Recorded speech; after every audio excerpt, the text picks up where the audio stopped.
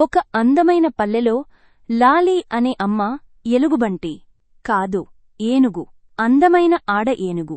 ఆమె చిలిపి కుమారుడు అప్పుడుతో కలిసి ఉండేది.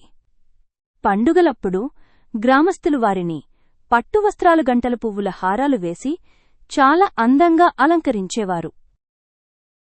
ప్రతి ఉదయం లాలి అప్పుడును నది వద్దకు తీసుకెళ్లేది. అప్పుడు నీళ్లు చల్లుతూ ఆడుకుంటాడు. లాలి కూడా నీళ్లు చల్లి నవ్వేది.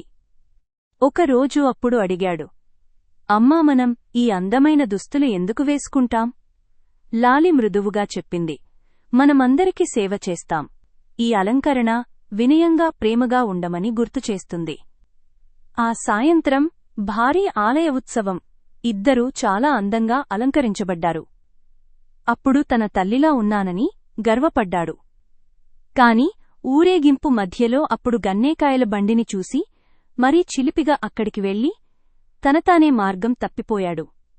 లాలి భయపడి గట్టిగా అరచింది, అప్పూ, ఎక్కడున్నావు? తల్లి స్వరం వినగానే అప్పుడు పరుగెత్తుకుంటూ వచ్చాడు, కళ్లలో నీళ్లు.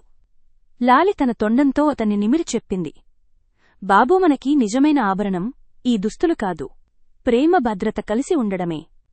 అప్పుడు అమ్మను కౌగిలించుకుని ఇక ఎప్పుడూ ఆమెను వదిలిపెట్టకూడదని నిర్ణయించుకున్నాడు. చిన్న చిన్న మెరుపులు నీతి. నిజమైన అందం ప్రేమలో, దగ్గర ఉండడంలో, భద్రతలో ఉంది.